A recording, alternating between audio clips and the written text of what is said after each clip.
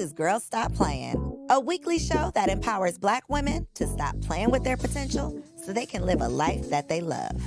I'm Coriel, your favorite homegirl, and I'm on a mission to help Black women make the money and get the honey. You can have it all as long as you're willing to work. This is Girls Stop Playin. I am Coriel, here to encourage you to stop playing with your potential and start working for what you want in life and in love. You already know that I'm bringing you the information and the conversations to help you make the money and get the honey. You can have it all as long as you are willing to work. Now, today's conversation is going to be so full of gems that you might be listening to this over on the Wifed Up Now What podcast, because I just know, I already knew before they sat down in the studio that this was going to be such a powerful conversation. So I'm going ahead and making this an episode on Girls Stop Playin and Wifed Up Now What. And if you happen to be listening on one or the other, but you're not subscribed, make sure you hit that subscribe button. Without further ado, let me introduce you to today's guests. We have Shirley and Shannon Austin in the building. Yes. What up? What's up? Thank you. Thank y'all for being here. Oh, thank you for having us. It is my pleasure, because y'all are about to drop so many, I'm not even going to say gems, just so much wisdom for the people, but I really invited y'all here for selfish reasons because this is a coaching session. This is a coaching session. Hello. My husband should be sitting right here next to me. But I get so much value from having these conversations as a new wife. 3 years, is that still new? I'm You still new. like honeymoonish, right? You brand new. I'm brand new, but we've had some life-ish, which kind of sped up, I guess, the season that we're in our marriage. So we're going to talk about that today. But I get so much value from getting the wisdom from people who have been there, done that, and are still in the journey, and y'all still like each other. So that's sometimes. Let's get into it. Let's get into it, because when y'all first sat down here, I'm like, ooh, y'all are about to give us so much, because I think that y'all got it figured out, and y'all are like, no, we're still figuring it out. So we're about to get into that. But before we do, introduce yourself to the people. If they have not seen you before, who is Marriage Inc. and what is it all about? Defer to hubby. Oh, yeah, she always defers to me when it comes to describing who we are. But I am Shannon. You can't introduce Yes, I am Shirley. We were two halves of Marriage Inc. Yes. Marriage Inc. is really a platform that God gave us to help people try to figure it out, but use business concepts in this age of entrepreneurship. Use business concepts to be able to help figure it out. So this was deposited into us, and we just, as we are learning and helping couples navigate their process, we are learning as well and growing in a lot of ways. So Marriage Inc., what all do you offer? What do you provide? Is it counseling? Is it coaching? You work with couples, women, men? Tell us about it. We do coaching. Okay. And we work with couples, and I have my female clients. He has his male clients. Okay. Right.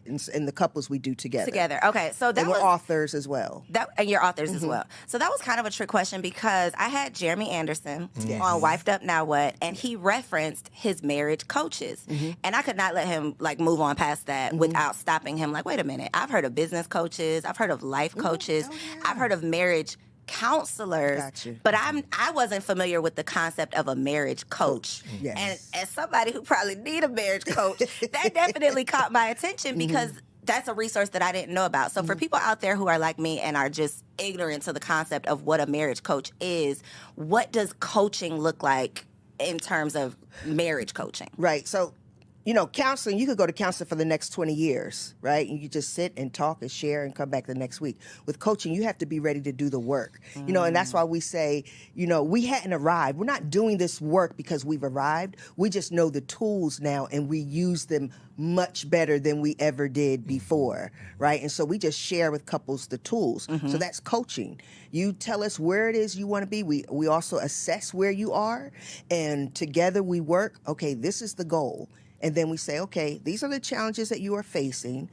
this is why you're facing these challenges. Now let's redirect. Let's get in alignment with your ultimate goal. And so we just share So those tools. if you think, sorry, baby, if you think of what a personal trainer is to your body, we are that to your marriage, right? So we look at, you know, because there's people that have been working out, and haven't been achieving the goals that they want to, you know, hitting the benchmarks that they want to hit. And so then they hire a trainer. And that trainer is designed to look at what you're doing, look at how you're doing it, and then guide you through a process to do it better. So you really shouldn't need a personal trainer The rest all of the your time, life. the rest of your life. You should get to a certain point, and once you're at that point, they should be able to let you fly on your own. So how long have you two been married? 26 years. 26 years. Coming How up on long did you 27. date before you got married? About 3 years. We didn't date 3 years. We met in 95, got married in 97. Okay, yeah, okay, so so yeah, 2 years. 2 Okay, years. so getting close to that 30, okay. Goals, for sure. Have you noticed a positive impact on your own marriage based on the work that you've been doing? Like, what are the benefits that for you sure. two get just from doing this work together? You know, it's so interesting because we go into marriage with an idea, and that's not at all what marriage is. And one of the things that I have learned is that he is my teacher and I am his teacher, right? But a lot of times there are challenges because we don't accept each other as each other's teacher. So the benefit, I have grown exponentially.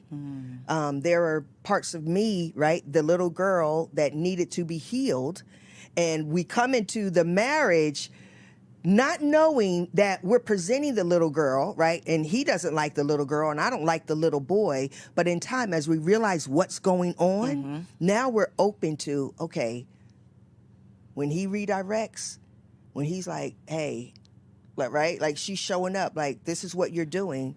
I allow him to teach me, to help me to grow and help me to heal. But that takes self-awareness. Because I had a yes. conversation, someone sitting right here on the couch, and we ended up, conversation came around, so many times it does, to like inner childhood issues. And we talked about the fact that she's sitting here on the couch as a grown woman, but the issues she's experiencing, the challenge she's presenting, she's really sitting on the couch as her 7-year-old self, her 10-year-old self. And a lot of times we show up in these marriages as our 12-year-old, 15-year-old selves, but we're not self-aware enough to even realize that that's what it is. So when we keep running into these issues, we don't know that, I mean, we obviously know that we're a part of the problem, but we can't pinpoint or identify even that we do have those issues, that maybe we stopped developing at, you know, a certain age. And so what do you all think is the value or importance of doing self-work before even getting into a relationship? Because I think sometimes if you get into this marriage and now y'all are committed, but y'all haven't necessarily committed to personal growth, one person could recognize their issues and try to fix it, but little boy might not realize he's showing up as the little boy. So what is the benefit, or do you all even recommend that people seek, you know, their own self-work before getting into relationship and marriage? I personally think everybody should be in therapy, period. On some level, you should be trying to, and I've yet to come across a person who has not experienced some sort of trauma, some sort of hurt, and dealt with all of it prior to them entering into a serious relationship, like a serious relationship looking towards marriage.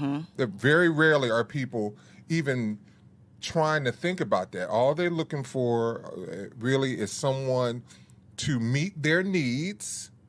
They don't know the foundational basis of those needs, but they're just looking for you to meet those needs. If you can do that, then you know you're a candidate. But we don't realize that those needs come from unhealed hurts, and so it's a bottomless pit. You can keep doing it right. You can keep showing up in a particular kind of way, but because the itch has not been dealt with, you ever, you know, somebody scratching your back and you're like, Not right there though. It's Yeah. right. It's like, and they're working, they're scratching, and they're just going to town on your back, but you're like, you're not getting to that spot. Let me move. Let me adjust. It's better for them to leave their hand where it is and you adjust and say, now scratch there. And then you can say, okay, increase the intensity, right? So I'm just using that as a metaphor to help us to understand that it's our work that brings about the utopia that we want to experience. It's not the collective work, and it's not their work. It's not her work. It's my work. And once I do that work, woo, it's on and popping. And let me say this. There is no relationship void of challenges.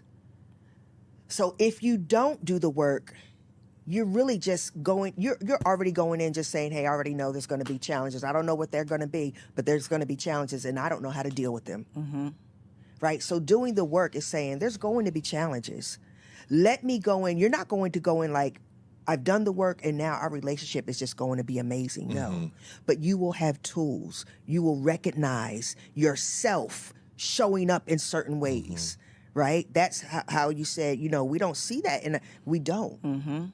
But when you do the work, you do if you're intentional. Man, I have said out of my mouth so many times, like, marriage is a mirror. And if you don't want to look in that mirror, marriage is not for you. Okay? Yes. When I tell you there is no deeper relationship than someone who's literally there with you before you wake up in the morning. Like, I'm not even up and you could be staring me in my face. Like, you are literally, your presence is with me, so much so that you can pinpoint things that I need to work on. You can see things. You can pick up on things sometimes that I don't even see within myself. And if you're not mature enough, if you're not self-aware enough, if you're not committed to the vow that you've made, I think a lot of times those little issues start showing up. And again, you're not self-aware. You're not willing to grow. You sometimes can't recognize your contribution to it, or you don't want to. And then we start having all of these issues. Have you all seen, or I know you have, so what do you do when you have couples that come to you and one person is more on board than the other? How do you work through that challenge if maybe the husband is more self-aware, he's seeing something and he wants to fix it before it spirals out of control, but the wife is not really on board yet? Do y'all ever experience that? Oh yeah, absolutely. Most times. Number one, ask, what is it that you want? Right? So if what you want and what you're doing is not in alignment with what you want, and what you're doing is not working, why do you keep doing it? Right? We don't do anything that we're not getting something from, right? So there's a fear there, there's an insecurity there, right? And so our job is to pinpoint and figure out, why is it there and how can we now remove it, right? That's the work, removing it. That's and listen, most times it's fear, sis, right? We have a fear of opening up our heart. Because we've opened it before and we got hurt. And now, even though we love this man, there's still something in there that is fearful that, but what if, but is this really a safe space? And I think, to your point, it takes that me knowing it's my work and not having the expectation that you're going to make me happy or that this happy relationship is always going to be happy, because it's not.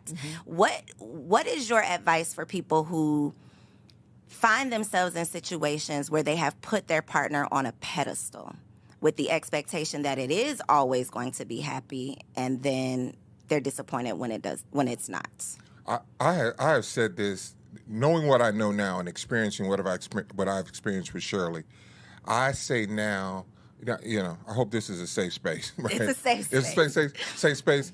I say now I am fully, I'm fully ready to walk in on a butt-naked orgy that doesn't include me. Okay. I have prepared myself for the worst. That's the worst. Okay, I was like, wait, this make sense for me. You've prepared yourself for the worst. I prepared myself for the worst. Okay. That would come from her. Okay. So I have removed any expectations of her perfection. Right? Because that's what I can't move past the butt naked orgy. Right. What in your preparation? There wouldn't be a clothed orgy. Well, no, right? it would not be. Right. But when you say that, are you saying that you are at the point where you could work through anything that she presents to you? Yes. Okay. I wanted to make sure I was, okay. To include terminal health illnesses, to include midlife crises that shift. Like, I'm going through one right now. She's like, what is this guy? Happening? What's happening with him? I'm like, I don't know what I want. I don't know what I like. I'm asking all of these weird questions spiritually and things that I've been rock solid in. All this. She didn't expect for any of that to happen. That's currently her butt naked orgy she's walked in on. Mm-hmm. And who is this guy and what is he doing? Right? And so I have said to myself that she is a human. Mm-hmm. And humans, I don't put anything past a human being. I'm fully prepared for you to tell me whatever your reality is. It doesn't shock me. I don't, oh my goodness, I don't judge it. How would you not internalize that and make it a you? Because it's not about me. It has absolutely nothing to do with me. That is ideal. That's a mature, evolved response. The person who is out on the street watching this that walk in on a butt naked orgy, they're not going to say, this has nothing to do with me. You know how? So your advice for someone who is not evolved and mature to get to that point, what did you have to, okay, pause for the cause. Because this is a safe space. Mm-hmm. And I believe I saw a conversation with y'all. I'm not going to look y'all in your face when I say this. I believe I saw a conversation where y'all were talking about some challenges that y'all have worked through. Mm-hmm. Can we talk about some of those? Absolutely. Talk about anything you want to talk about. So, because it's easy to sit up here and talk about all the things that we would do, we could do, but the fact that y'all have actually worked through some things that somebody watching this would be like, oh, hell no, not me. Mm-hmm. I want to talk about some of those things because it is a very mature, evolved stance to say, I know that this is not a me thing. That's something that you're working on, something that you're going to have to work through, and I'm not going to take this personally. Mm-hmm. So you all have experienced infidelity. Mm-hmm. Yes. On both parts? Yes. Who stepped out first? I did. You stepped out first. Okay. What was the time? Was it like a get back?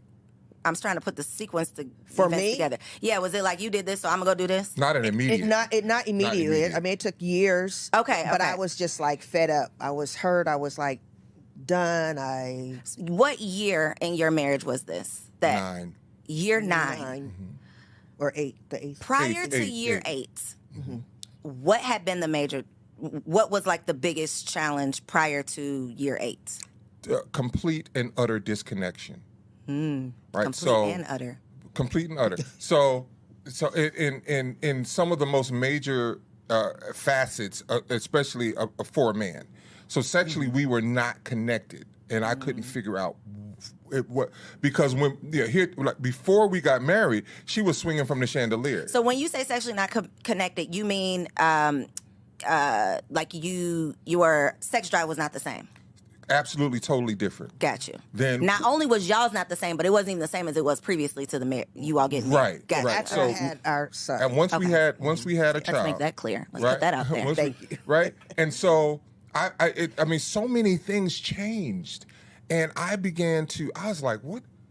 Who are you? What? I made the wrong decision. Like the conversations I was having with people that were close to me before I even stepped out and started seeing the grass being greener on the other side, I was having the questions like, what did I choose? And why did I choose this? And why is this happening?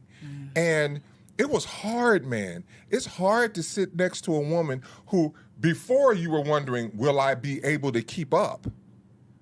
And now it's like, it's just dry as the Sahara Desert.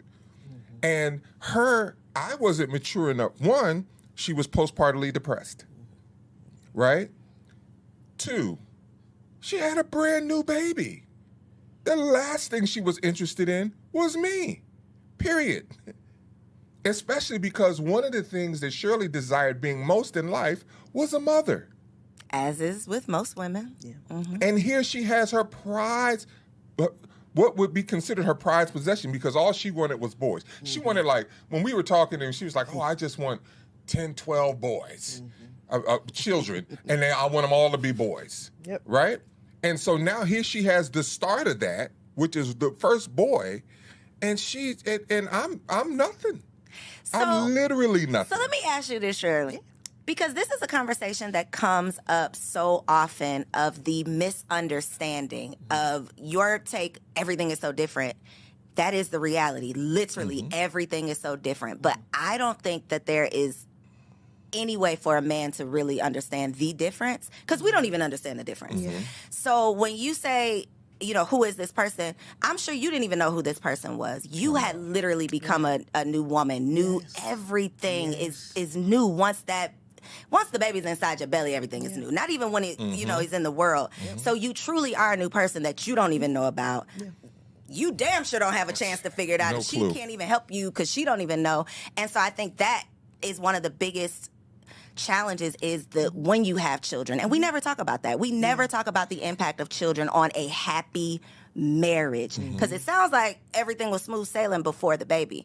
Would you say, Shirley, that you were infatuated with the baby? Like, did you feel that in the moment, like, I just care about my baby now and not my husband? Or was it more of a subconscious, I'm a mother now, I have a new responsibility, my priorities are a little different? Like, if you remember. No, it was that subconscious. season. It wasn't, no, I don't care about him at all. It was, we have this little human who we are now responsible for. He can't do anything on his own. So yes, my energy is naturally going to go 99.9% to him, as well as yours should. Right? That's what I was thinking, and I think that's accurate. Like, that is how it should be.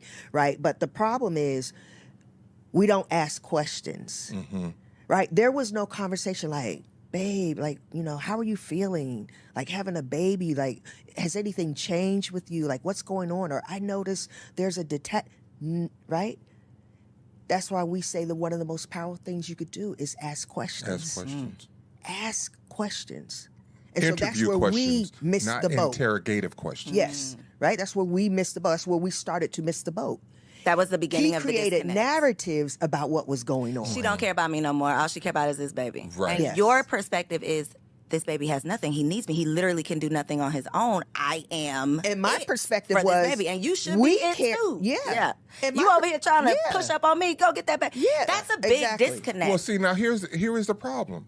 I was a very engaged father.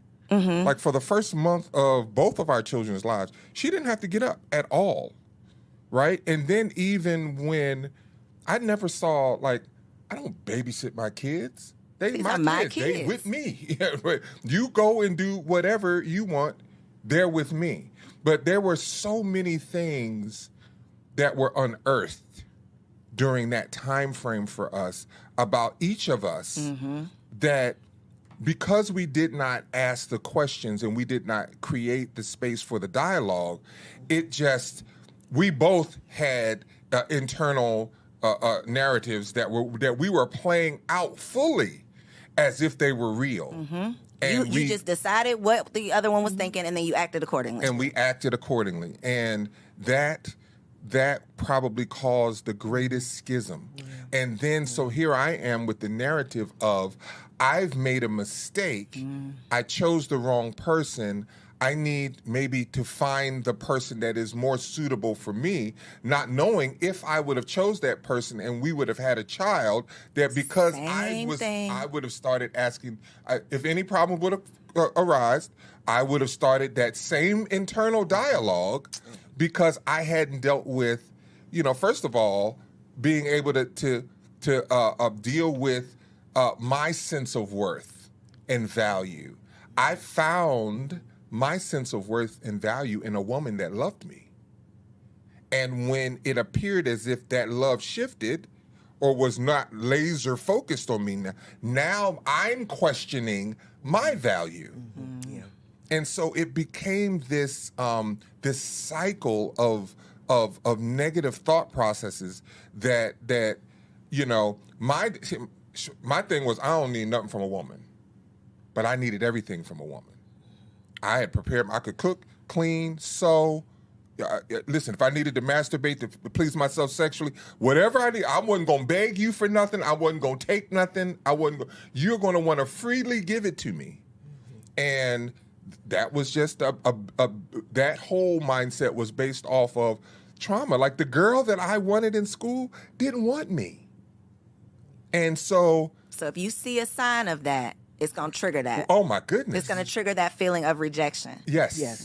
Yes. And I saw crazy signs. She was just standing with signs, but it wasn't that. Waving the flag. Listen, it wasn't imagine her waving stop signs, but I'm seeing yield signs.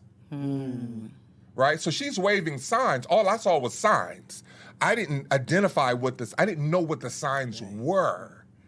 And so if I would have known that this was not a stop sign, it's just a yield, so just pause. And then when it's safe to move forward, move forward, then I wouldn't have been all in my head, stopping, shutting down the marriage, shutting down emotionally. I need to move on. I need to find someone else. And so, that I started it, and when I look back at whatever decision she made whatever decision she made on her own, but I definitely had something to do with it. So, in your mind, that we're not compatible, maybe I made the wrong choice. Did you ever consider leaving the marriage, or was your only consideration stepping out on the marriage? Like, I'm going to feel this need, but I still want my family. Or did you ever think, I'm just going to leave my family because this is not the right decision for me? During that time, when we were in the infancy of this thought process, this negative family killing thought process, it was, I wanted to leave. I wanted to leave, but then I had this baby. And so if I didn't have a child and this same types of feelings arose, I would have left immediately. It would have been no question in my mind. I was out. But because I had a child, it was like, well, I just can't leave. But what do I do? And how do I deal with these feelings and emotions? And where do I get to salve? Where do I get to feel good and feel? Because I just felt that she was just in heaven. Did you not notice any symptoms of postpartum? Because I know, again, now as an evolved hindsight being 2020. You're gonna be mad at me, Coriel. No, you didn't. You're gonna be mad. You did, and you didn't care. You're gonna be mad. Oh, okay. Let me tell you why you're gonna be mad. I'm a nurse. Turn his mic off. What? I was a nurse. So did you know and not care? Did you recognize it? I didn't recognize it. Oh, okay. I just thought, why are you acting like this? It never occurred to me. That needs to be a whole show. To associate whatever behavior was going on with a baby. Never occurred to me. It's literally a psychological. It's like you have you've gone insane. It's like you have a different brain in your body. It's like a chemical imbalance or something. Yes. To where, again, my youngest is 1, and I'm still figuring, figuring it out. And that, me and my husband, we're we kind of old to be having these little babies, but we're in the season where a lot of our friends are becoming parents, right? And it's such a common story of y'all have a happy relationship, and then this beautiful blessing comes along and it shakes everything up because I'm a new person, you now are a new person, you have a new responsibility, I have an expectation of you, you have this sexual expectation of me still, and it's just a disconnect. So again, a whole nother show, but I feel like we need therapy needs to come along with having a child. We talk about premarital counseling, but pre-parenting counseling needs to be a thing too, and not just to be parents, but to be partners in parenting, because it can literally, what should be this big blessing can literally be a burden to your marriage. That was literally the beginning of the end almost, was having this baby. Well, let me say this. I know we have a lot more to talk about, but here is the common denominator or the antidote in those early stages that we understand now that we preach from the mountaintops. Empathy is everything. At the moment I saw her not wanting to bathe or not wanting to get up or not, it never occurred to me, hey, what's wrong? I'm seeing this. What did you think? What's wrong with you? I'm like, we were staying with my mother. We were staying with my mother. I'm like, nigga, you in here with my mom. You better be washing some dishes. Like, she letting us stay here for free. You should be actively engaged in what is going on in this house as a woman. They looking at me like, who is this girl that don't want to do nothing? But I know. But it was so much deeper than that. I was the same person that defended her. Like, before we got married, it was because they had little problems with, me, any woman that I would have brought to the family. But because I was no longer with my ex, they weren't really trying to feel me bringing a woman back into my life. And when I decided to marry this woman, they were like, as if they weren't going to come to the wedding or they weren't supportive. I like, listen, y'all can stay your asses at home. Y'all don't have to be. But there will be a wedding. There will be a wedding, and it'll be to her. And so whatever you decide to do, so she has a history of me standing up for her and don't mess with Shirley, right? Period. And so, but now we're in this situation, and I'm like, well, maybe y'all right. Well, what? Why isn't she? Why doesn't she? What's wrong with me? And like all of these questions I kept asking, and what I should have been saying, I should have come, even before asking questions, should have been able to be aware enough to know something's wrong. Maybe we don't know what it is now, but empathy would have said, I would have begun to take on whatever she was feeling. Cognitively, the first stage of empathy is cognitive empathy, and you're at least able to understand you're going through something different. I get that life is different for you now, and you're trying to figure it out. So one of want to say one of the things to the people out there, right? When challenges come, stop making everything about you. Make it about your spouse. That's why when you ask people, why do you want to get married? Right? Oh, I want to, because I what the other person is going to do for me. No, if you don't have the mindset, how I'm going to serve, love, what value am I adding? Like, you're starting off wrong, because these things will happen, and you're going to have to sit back and be like, okay, Shirley, don't make it about you. Let's see what's going on, and go from there. And that's what we don't do.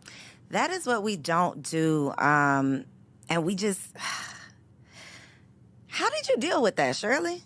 It seems like a very lonely space to be in, to be confused with yourself of I don't even know what's going on, to be in a depressed state where I don't even want to care for myself. I still got to care for this baby. And now I got my man barking down my throat. And now I'm in this house where I'm unwelcome. I can just imagine the mental toll that took on you. So for anybody dealing with something similar, maybe it's not as dramatic, but you're going to deal with something after you have a baby. Even if it's not super dramatic, you're going to deal with something in the best of circumstances. What would be your advice to someone who finds themselves in a situation where they are experiencing postpartum or any type of depression? Like, how did you pull yourself out of that? How did I pull myself out of it? I don't even know. But I will say this, right? And so we had a conversation the other night, and I said, one of my downfalls in the marriage has been that I kept my mouth shut. Right? And so as I was going through, I'm watching things. I'm watching him get closer to another woman. I'm watching him get closer. Okay, we're going to talk about that in just a second. I'm watching him, his attitude towards me shift. I'm watching this. And I mean, honestly, at the time, I was I was depressed. I was going through postpartum depression, and I'm trying to just get through the day. Survive. You understand? He'd be like, how come when I left you was holding the baby and you still in this spot holding the baby when I come back home? I don't know, the baby needs, you know what I'm saying? So what I would say, man, you have to be able to be honest about what you're experiencing. Right, but then how do you relay that message to your spouse? Right? That makes all the difference in the world, because if you do it in a certain way, it's going to cause their walls to go up. Defensiveness is now a part of the equation, and nobody's being heard, and the problem's not being addressed. So how... Oh, I got so many questions. And Maybe this is going to be 3 hours. Right. This is the crazy part. I'm a nurse and I didn't see it. So and imagine I pride these myself clueless on men who having, can't read the room. I pride myself on having high assessment skills, walking in a room and being able to say which he does. Something is not. His discernment but I think is crazy. it's personal to you. But exactly. So you're not thinking objectively. It's like, That's no, right. you are my wife. That's You're the mother right. of my child. This is my expectation of what I think you should be That's doing. right. Not let me read the room and let me check in with the current state, the current situation. And I felt like wholeheartedly something was being done to you. You're doing this to me. You want me to look bad. You want my yeah. Ooh, I'm like, that's deep. If nothing else, why would you want me to suffer through? Why would you want me to feel lonely and disconnected and, these types of, forget the family right now, but why would you want me to feel like this? As if I just don't want to have sex. Yeah. Oh, That's it's how I so felt. deep. And that's why it's we so tell deep. couples now, stop thinking that when you see something in your spouse that it's because they're the enemy. They're not trying to be the enemy. They're usually fighting their own battles. Come on. But when you see something in your spouse, it is there. What you're seeing is, in fact, a thing. And you must understand that it's there for a reason. It's not. And it's not gonna go away. It doesn't just show up, and you right. And it doesn't just so disappear. I tell husbands, Right. well, she doesn't do this, and she's acting this way towards me, and she's acting. Well, I said, well, why do you think? Right? Yeah. Why do you think? Right? Or I might ask, what is it in you that's bringing this out? That's like when you have the husband that doesn't want to come home right after work. He's spinning the block. He's going to the bar. He's doing anything to come from, to keep from coming into the house. As the wife, you can either internalize it. Well, call him up a million times. Why you ain't coming home? Beat him down when he walked through the door. Or you can be self-aware enough not to blame yourself, but to say, what is it about this home that he doesn't want to come back to? What is it about this environment? What is it about whatever? There's some reason. And if you are committed to this commitment, you at least care enough to explore the reason versus I'm going to attack you for it. There you go. But I think that's the natural thing to do. It's literally, well, this is your fault. I'm blaming you. You're doing this to me. It's not the.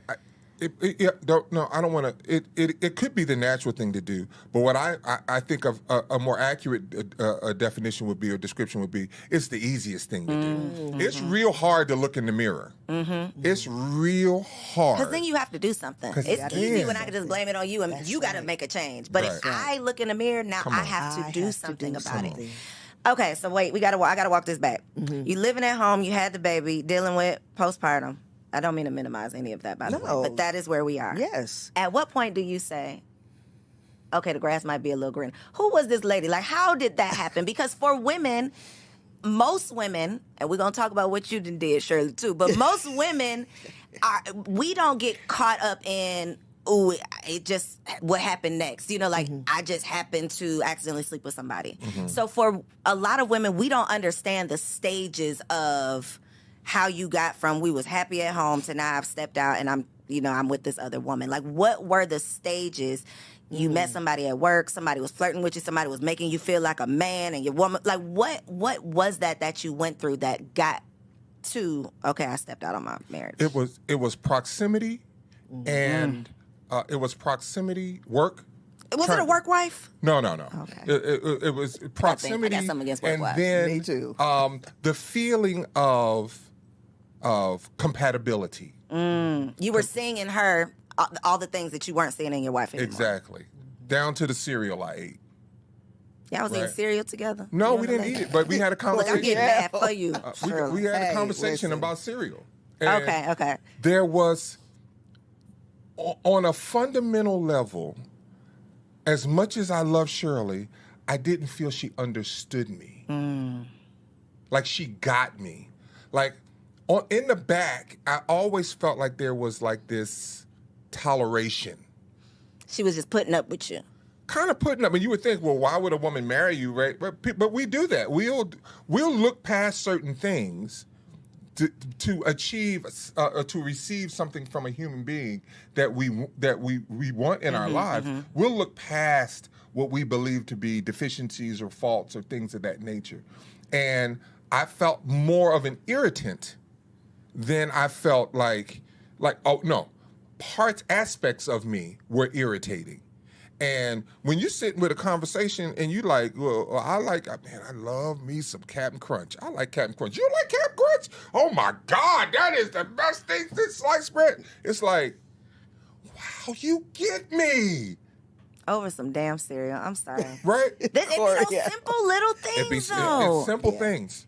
It's very, very simple things. And so that just, so then you start asking, well, what else? What else is there in common? What else we got in common? Yeah. What else, right? And it's and so that commonality helped to bridge the gap, a gap that I felt was present, but it was a gap that would have been present with anyone, because all I needed to do was spend enough time to find out, you know something? This lady get on your damn nerves too. Oh my goodness. Or you don't understand this aspect about me. Right. So And that's more important than the cereal. did you ever feel like I'm going to leave my wife for this lady, or this lady's just going to fill this void and I'll just keep her over here to fill this one void? Or did you really feel like maybe I should marry this lady? And I felt that I should leave.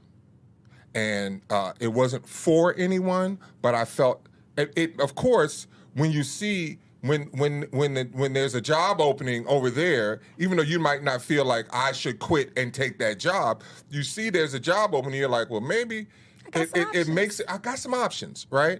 And I realized that I didn't have any options. I didn't have any options when I spoke to two men that were very, very important to me, and they are both deceased now, but they read me the riot act. was this before you? This was during. So you were in the middle of an affair. This is during. Okay.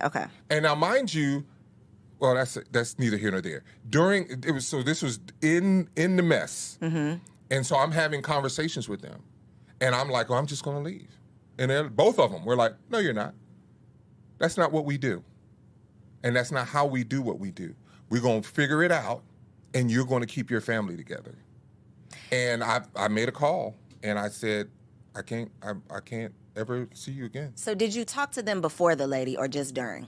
During, not before, because I didn't know what was going on, and in that moment, it was like, go where you celebrate it, not where you tolerate it. Whew. Shirley, Yes, you said you ma'am. saw this happening. Yeah. What does that look like? That means I noticed something. I saw a message in your phone. Like, what does the seeing it look like? So he's an audio engineer. And so I think she's an audio engineer as well. So they worked at the church together. Not down to the church. Oh, yeah, you're a fool. And so they would go to conferences together, and I just watch them get in the car, and I'm just like, wow, and go to her house. Did you have that feeling? Oh, yes. But did you suppress it because this is work? Like, this is work. I don't want to. Or did you suppress it because it's like, what was the suppression? I don't want to ruffle any feathers. I think it was fear, right? At the time, it was fear. I deeply loved Shannon. I didn't want to lose Shannon. I knew that his first marriage, he walked out, right? Like, he doesn't have a problem leaving. And so I was like, dang, like, you know. And so did I speak to it? Absolutely, I spoke to it. And of course, he minimized it, right? But you knew. but I knew. How long was this? She might have known before I knew, right? Because but then She saw the signs Right. before there was Yeah. even before it was, before it becomes a thing. It's a thing before it becomes a thing, right? And that's it. Remember the old phones? Before your phone would ring, like It would the old buzz a cell little phone, bit. you would hear something in the TV like, you would, like, so it was like knew that. it was coming. Something was coming, or you go out and you smell the air smells a particular way. It up north, before it snows, you can know it's going to snow tonight. Or it Right. smelled like rain out here. Right, or it smelled like rain, right? So, the knowing is, but in your mind, you're like, well, I know, but it ain't going to be a nor'easter, right? I don't know if you know what a nor'easter is, but it's a certain type of snowstorm that dumps a lot of moisture. You're like, it's going to snow, but it ain't going to be that, right? And then now you in 10 inches of snow, a blizzard, and you're like, we have only known, if we could have prepared. Saw the signs. Right. So what was the blow up? Did you get caught? Did you just finally say something? Did you get messy? Like what? It was the men. The men. Oh, they ended it. So No. They didn't end it. But that conversation. the conversation they had with me, And I got on the phone. It's like, I'm not going to see. Was your next step to come home and explain to Shirley, or like how did you confirm it? Find out. It wasn't a confirmation. I don't even It wasn't a remember that, confirmation? to be honest. It was just like, I mean, we talked about it because I remember, me pushing the fact that this was an inappropriate relationship, right? So I remember those times, and then I remember when he said that he had cut it off. Did you feel like relieved? I mean, was I happy he cut it off? Yes, but relief, no, because I'm like, just the fact that you did that just lets me know You could. how you handle challenges, how you deal with when you're not happy. So now the fear of it can possibly happen again has set in. Yes. How do you recover after that? Oh gosh. You have an affair. Now, why you had to do you like we ain't at that part of the story yet? He said Now, you have an Shannon, we affair. ain't there yet. You said it was some years. Yeah, a lot It of was a stuff few. It was a few years went that on went in between there. Yeah. So yeah. what were those few years like? How do you? I hate that I be saying this, but it's the truth, and I like to tell the truth. Okay, I have said me and my husband have had conversations. Obviously, we're married. We've had all of the conversations, and one of those conversations is like, "What would you do?" Like the infidelity conversation. Yeah. In my heart of hearts, and things are starting to change as I have more conversations. But I've always said, not that you have a hall pass, not that you have a green light, but do I think that I would call the divorce lawyer today if I found out that there was some infidelity? I just don't think that I would just pick up the phone and be like, my marriage is over. I don't think so. But what does it actually look like to be disrespected at that level and come back from it? Because it's like once you've gone so far, how can we come back from this? But y'all obviously have come back from it and you're thriving. So obviously it wasn't immediate. But how did you even get to the point of like, I can look you in your eyeballs, like my feelings, I don't hate you, I can sleep with you tonight? Like, how did you do that? In peace, right? And it took years. And a lot of stuff happened in between those years before we got to what you're talking about, right? And that was more affairs, right? And With an S? Oh, with an S. I'm sorry. Go ahead. Keep going. right? And I stepped out, and we got to the point where we said we're gonna piss or get off the pot. Like, just What are we doing hands here? down. What the hell are we doing? If we're gonna be here, let's be here and be happy. Let's love one another. Let's go in that direction. If not, And we're saying that without the tools. yeah, we didn't have the tools at this point in time. We didn't We're have just the saying, tools. what are we doing? And whatever we decide, let's go Let's 100. just do that. And somewhere in that entire journey, I did leave. I left. I was like, oh, this is... At what point? Was it after this Shirley was stepped after, out? After. This was after, sub-after, like super after, right? It was just like, you know something? And it was right on the heels of what I thought was inappropriate behavior. But there was no consummation, but there was still what I believed to be this kind of longing for something different. And I kept sensing it. And I was like, I've been down this road before. I know what this feels like. I'm out. And so, but I left, and I was out with somebody. I had a full plan. You was outside. Okay. Right? I had a full plan. I left. I was very intentional, very, very intentional. And then, let me tell you something about humans. This is what you can always count on. And this is what we were talking about at the top of the show. You can always count on humans humaning. We are going to be humans no matter what. And her humanity showed up. And one of the things I said was, why would I switch this mess for that mess? It's all mess because we're human. So why don't I stick with the mess I have and know and understand and work through that? And I called her and I was like, if you're willing, I'm willing. Can we decide to move? This was around the time that we were like, can we move forward together and figure this thing out?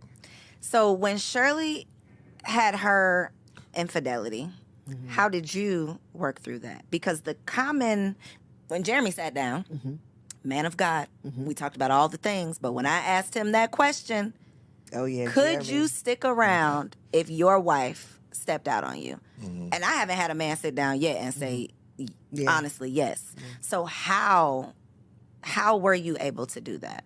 A part of it is how I'm wired, right? And so the kind of relationship I have with God, it made it possible for it to happen the way it happened. So immediately, I was confronted with me. Once it was confirmed on the day, in the moment, in the actual moment, as tears are streaming down my eyes, I'm getting this news or getting this confirmation, and it's like, and immediately God said to me, and I've talked about this publicly, God said to me, okay, so you're going to forgive her, and the reason why you're going to forgive her is because your shit stinks too. And if you want me to forgive you for your shit stinking, then you're going to forgive her. And immediately, she'll tell you, immediately, I was like, we're going to get through this. We're going to work through it. She didn't want to work through it. So she was ornery and, nigga, do what you want to do, and I don't care. You wanted to leave with the other person? Is that why you didn't want to work through it? Yeah, I just had enough of Shannon. I had enough of being hurt. And as much as I never see myself without him, what he was bringing was breaking me. And, you know, when you're in an affair, the fantasy of, oh, this is so wonderful, right? Exponentially better than what I'm getting here. So what did that look like for you then? Because it sounded like you didn't really want to end it. Coriel, you walking into a job. I just want to let you know that. Here I am Right? with my I'm suitcase, gonna tell my you- briefcase. I'm gonna tell you how you walking into a job. We've been wanting to tell this story. Let's talk about it. And you are asking the right, your interview I'm skills. nosy. Look, I'm like, you got to tell me. The reason why you're doing so good at this, we're holding back. It's gonna be about 4 hours story. Don't hold back. We gotta hold. We do, but we do. I'm really serious. We want to talk to you later on about how you can sit in that kind of Barbara Walters seat, and help us share this totality of it. Yes. Because but you're gonna need. It's gonna be hard for you to interview and eat popcorn at the same time. Because I'm gonna need some. I need a little drinky drink You're over gonna need here. a glass of wine, some popcorn. Because it's really detailed. But it's real stuff that we just talk about on these podcasts. But ain't nobody actually been through none of it. You know, it's like we're talking about, well, if I was there, this is what I would do, and you shouldn't have did that. But what did you actually do? The fact that y'all are here, sitting next to each other, and not just y'all have figured it out together, but y'all have found this purpose to now help other people. How could we not, we need to have this conversation. People who have actually been there and done that, and not people who are just talking about. Because again, I could sit here and say all the things that I would do and should do and could do, but when I go home and shit hits the fan, what am I actually going to show up, and what am I willing to stand on? So the fact that y'all work through all of this ugly mess, all of the things people say you can't get through, and you're here, still standing. Let me share this. Another thing that helped me was this. My sister, who is to me a savant. My goal in life with my sister was to be able to wear her butt out in a debate.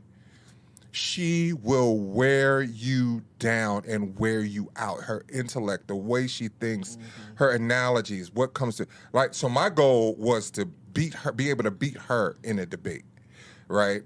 That sister said to me, she said, you said for better or for worse, for richer or for poor, in sickness and in health, and all these other values, right? Did you not say that?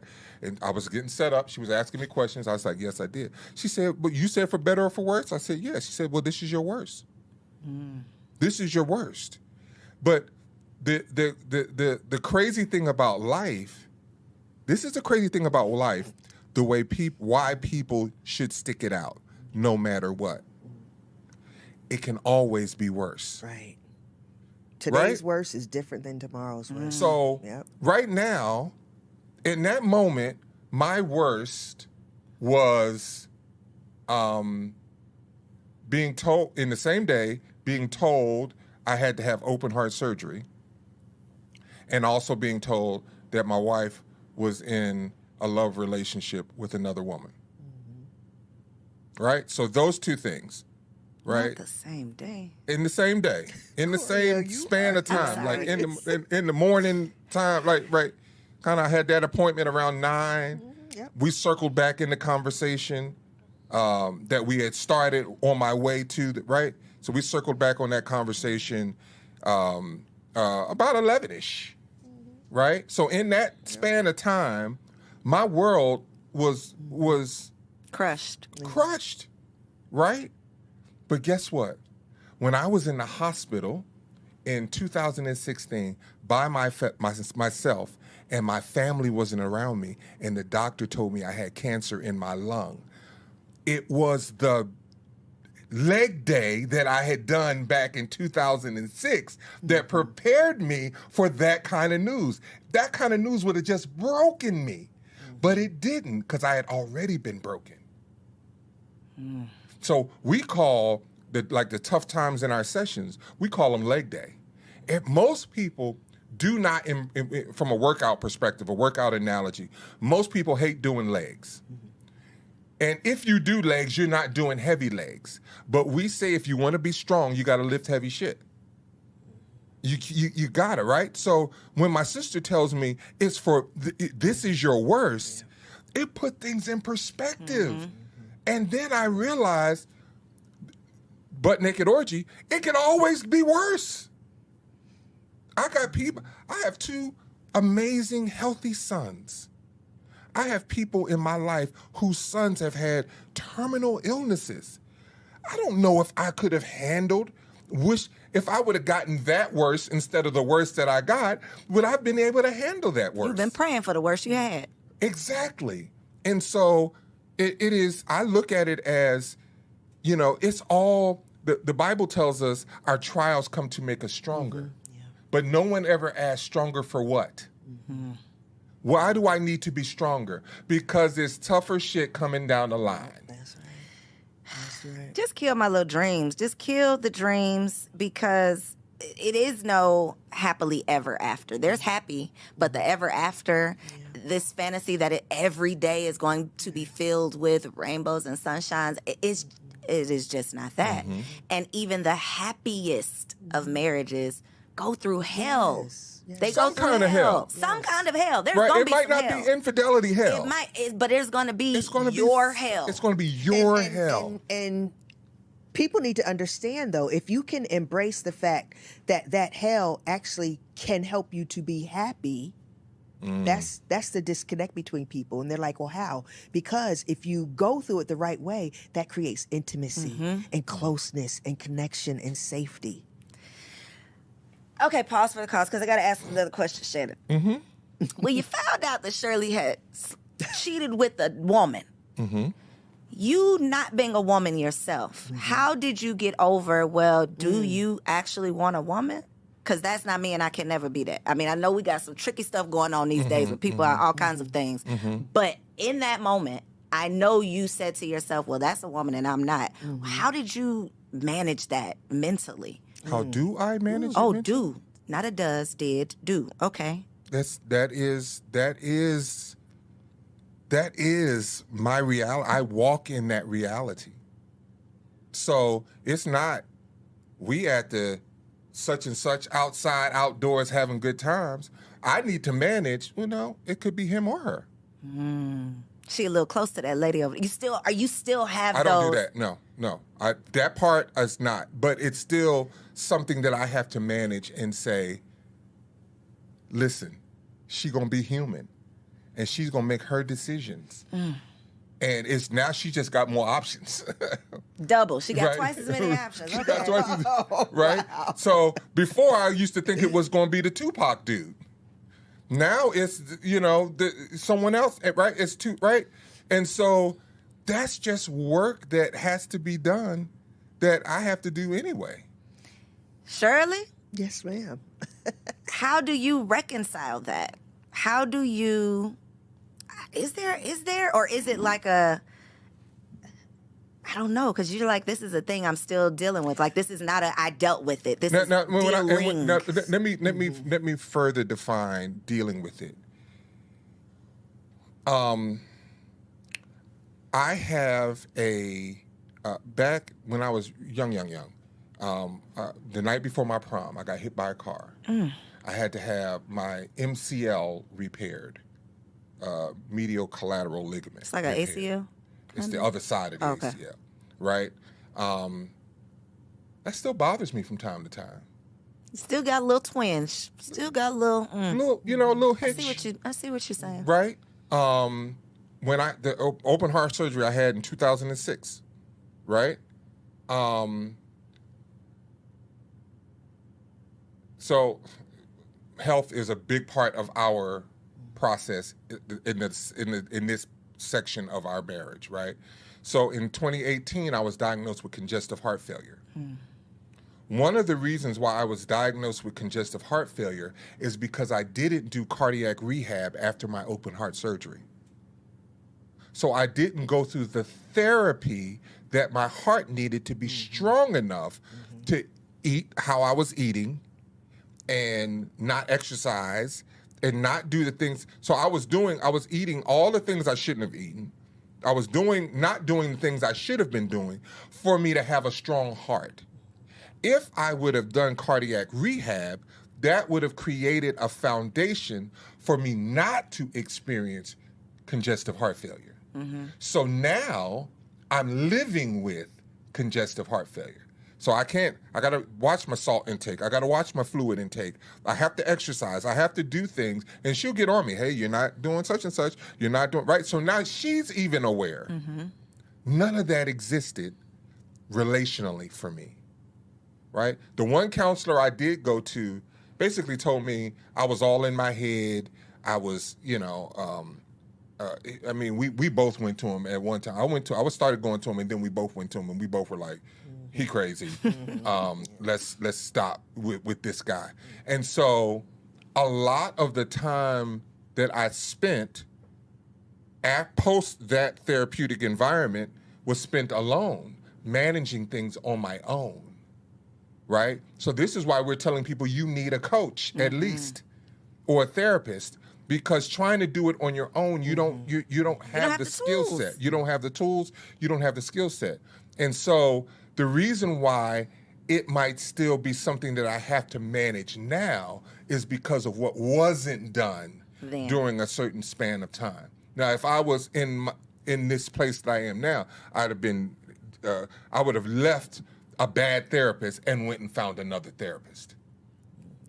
When people sit down with you all, and they have dealt with anything, really, do you all believe that there are deal breakers in marriage? Like, is there anything that a couple can sit down with you and present, and you would say, this can't be salvaged? Or do you truly believe that you can work through anything because of the things you two have been able to work through? Well, we definitely do not suggest that people stay in abusive relationships. Well, we differ on that. You would suggest people stay in abusive? I suggest people don't stay in abusive environments. Okay. But not necessarily abusive. Like, so what that means? Remove yourself, put yourself in a safe environment. But that doesn't mean you divorce, in my opinion. So I agree with that until if the person's not willing to get help, then yes, you divorce. That's the caveat. And we're gonna be apart for a minute, right? Because that takes work. Exactly. Okay. So you gotta, of course, that being said, has to be in an environment with a plan. We're actively there's some therapy in place. Not doing there's what some I practices did, in place. right? Yeah. By not doing anything, just removing yourself from the environment and hoping for the best. No, it has to be, you have to walk lockstep with a plan for that. But most people feel like that's still just an opportunity for an out. And someone having anger issues or being an abuser is no different than someone being a cheater, than is no different than someone being a mismanager of money is no different than, right? Like all of these things are problems that will add a discord in a marriage. They're all the same. Now, are they all the same? yeah, They feel kind of different. right. They feel a little Imagine, right? You've been around a woman. I'm gonna just use women for an example, because men are women. But you've been around that kind of relationship where no hands have been put on anybody, but the words that come out of somebody's mouth, violent. you like, how? I don't know how you put up with that. How you deal with that, right? But one would say, okay, that's okay. No, it's not okay. That's not okay. And you need to remove yourself from the environment until that person gets the help they need, right? So we are so imperfect as human beings, but we get to pick and choose what problem we want to deal with and what problem is okay. But I have to keep going back to my spiritual center, which is Christianity. And the Bible says we have all sinned, all of us. And we all have fallen short. Now, I could pick it, how you've been to the church that's like looking down at the nose of the young lady who come in with the baby bump and she's not married. Oh, it's easy to fuss at her and to disfellowship her, excommunicate her, say she cannot come back to the church, but the young man that impregnated her can still come.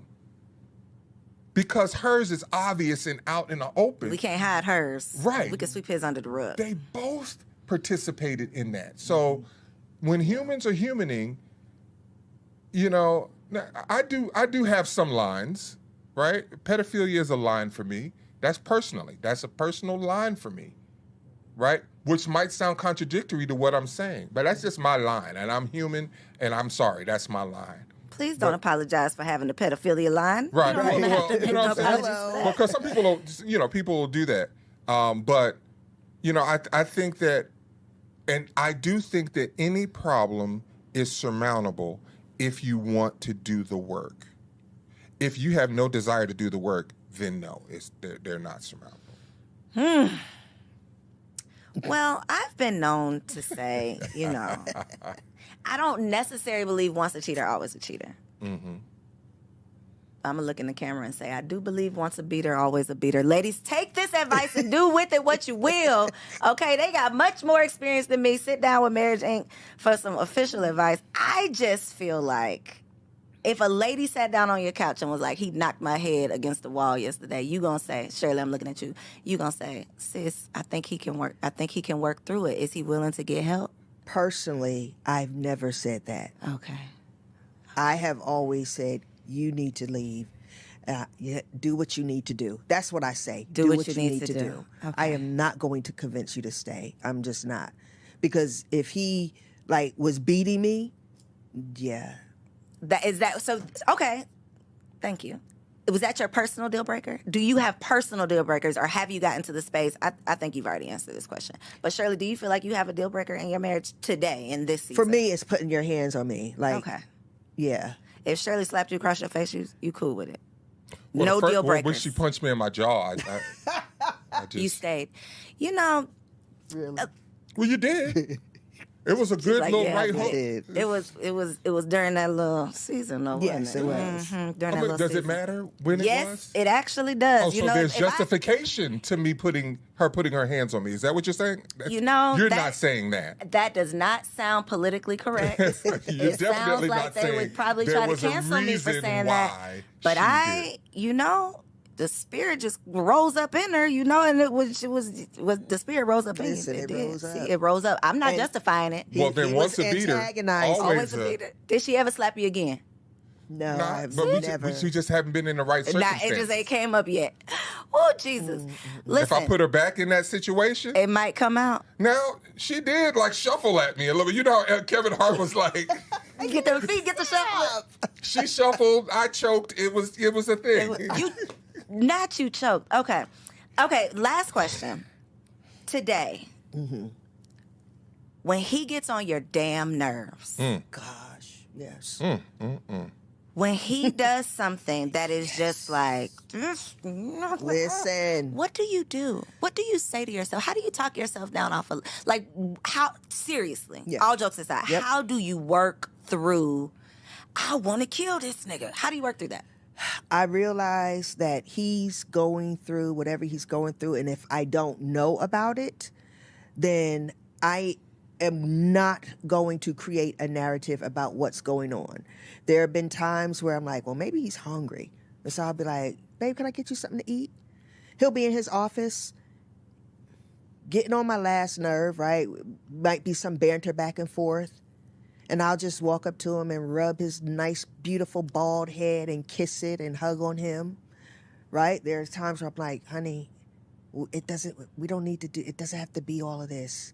Like, let's just talk, let's communicate, right? So my thing is, Sometimes food just shows up. when I decided to change, that's where my peace came. It wasn't because Shannon changed, right? So my goal is to not match any negative energy. You're going to raise the vibration. I'm going to and hope he raise the comes to your vibration. level. Oh, Lord. And when I've raised the vibration, he comes to my level 99% of the time. Really, he comes to my level, right? And that's why I tell people, you can alter the environment through the state of your heart. How do you not do yourself a disservice, though? Always being the one that has to diffuse it. No, he diffuses too. No, not in your situation. Just if you are always the one that has to Oh. diffuse it, because how, in outside looking in, to me that would feel like you're sacrificing your feelings because you really are just trying to mend. You know, like you're trying to diffuse the situation, every situation, so your voice is not really getting heard. Your needs are not getting met because you just want to diffuse. You know what I'm saying? So this is the thing. I don't do that and not express myself. Okay. You understand? I'll be like, yo, you're talking reckless. I don't like the way you're talking right now. Like, let's just chill and we will talk about it. I have learned that me not having a voice has hurt me so much. And so now I refuse to not have a voice. It's just how I say it, how I present it now. You understand? That's the difference. That is such a common, and I mean, we see this in dating where it's like, I like him so much, so I don't want to ask the wrong questions. I don't want to do the wrong things because I don't want to lose him, right? It's that fear you were talking about. I don't want to walk away. I don't want him to not like me anymore, so I'm not going to ask the right questions. I feel like that carries over into marriage, and I'm not going to complain. I don't want to be a nagger. I'm not going to say he hurt my feelings. I'm not going to talk about what's really wrong with me. And then to your point, 10 years go by, and now you are this whole new person because of who you've had to become to deal with this instead of just talking about it and working through it. So I would love to end part one. I don't know how many parts you're going to have to come back. But to end part one, for anybody watching this that is just going through any type of challenge, because they're watching and today something is going to come up. They already might be dealing with it from this morning. What is your advice, or please offer one piece of advice, each of you, for the wife and for the husband, of just working through marital-ish? Like, we have committed for better or for worse. Better question. You're in your worst. What's your advice while you're in your worst? You can look right there in that camera. Each of you, for the women and for the men, you're in the worst. How do you work yourself out of the worst? Wow, I'm trying to think, what should I choose, right? But I will say this, understanding how men are wired, right? So understanding how your husband's wired, what does that mean? What triggers him? What makes him happy? What brings him peace? What brings him calm? What is it that he needs from you? When there is conflict, there's conflict because there is an ask that is not being met, right? So the defenses and the accusations and the name calling and all of this stuff, it has to stop, right? And that's just you walking in your fear space, right? So I just encourage you as a wife, stop walking in your fear space and get to the point where you say, you know what? Let me just explore. When you explore, you find something. right? When we're looking for gold, we're digging and digging and digging, and boom, we find gold. So what do? Find out what it is that he needs from you. Find out what it is that you're not hearing. Find out what it is that you're ignoring. And then don't make no excuses, no justifications, no nothing. And this is my thing. Let me say this. I have a thing that I say more. I have learned. There are times where Shannon has been like, man, I wish you would be more physical. I wish you were more sexual, or you initiated more. That's our, initiate more. And in my mind, I'm like, well, I initiated twice this week, right? Now, in the past, that causes arguments. He's saying it because it means something to him. I have to stop being concerned about what I feel about what he says. And I'm like, okay, Shirley, you initiated twice, so now you need to initiate 3 times. Give more.